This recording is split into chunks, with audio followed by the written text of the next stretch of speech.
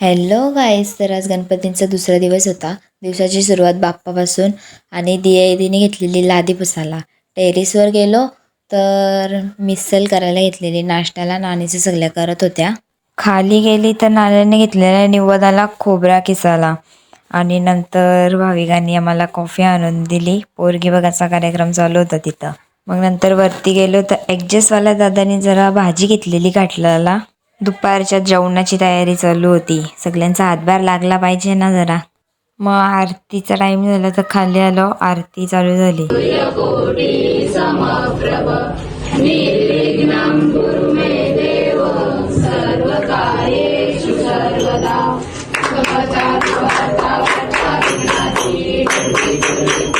आरती वगैरे झाली तर मम्मी सगळी जेवायला बसलेल्या, कारण मम्मी त्यांना भाकरी टाकायच्या होत्या. संध्याकाळची बी तयारी दुपारीच करून घेतलेली, कारण विसर्जनाला जायचं होता तर तिकडून आल्यावर कधी करतील. नंतर बारीक पोरांना सांगितलेली फुलं कुस करून ठेवायला, कारण रांगोळी काढायची होती फुलांची आणि आम्ही त्यांना वर्षात ट्रेंड करत होतो, असं नाही असं करा. आणि नंतर संध्याकाळी भाविकांनी घेतलेलं झाडू मारायला रांगोळी काढायची होती म्हणून आम्ही दोघे आतमध्ये रांगोळी काढत होतो आणि खाली छोटी सवी काढल्या आणि बाप्पा आपले निघाले विसर्जनाला. जिज्ञानी पाया पडायचं टाकून तिथं थंडा पीत बसलेली. काय पोर आहे ना. आमचा गाव एवढा कंजूस आहे तर बँड पण नाही, तसंच चालत नाही आम्ही गणपती. मग नंतर नदीवर पोचलो.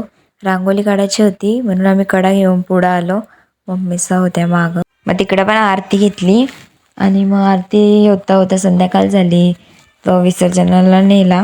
सगळ्यांना घरी येऊन सगळ्यांना भुका लागलेली, तर कालचा आणलेला तो राहिलेला आज घेतलेला तलाला सगळ्यांना आणीचा होत्याचं. आज खूप चेंज होतं. आज वहिनींनी घेतलेला तलाला. दादा जरा बाजूलाच बसलेला. तिकडून छोटी बघतं झाला का यांचा तलून, कवा मला खायला भेटतं. काल चीज मॅगी केलती, आज फ्रेंच फ्राईज व चीज टाकले दादानी. तिकडं पोरं एवढी हावरीसारखी खात होती. खपला का डिश घेऊन यायची, गरम गरम त्यांना तलून द्यायला लागायचा. जर तुम्हाला हा ब्लॉग आवडला असेल तर लाईक, कमेंट, शेअर आणि सबस्क्राईब करायला विसरू नका. असंच नवीन नवीन ब्लॉग येत राहतील. तोपर्यंतसाठी बाय.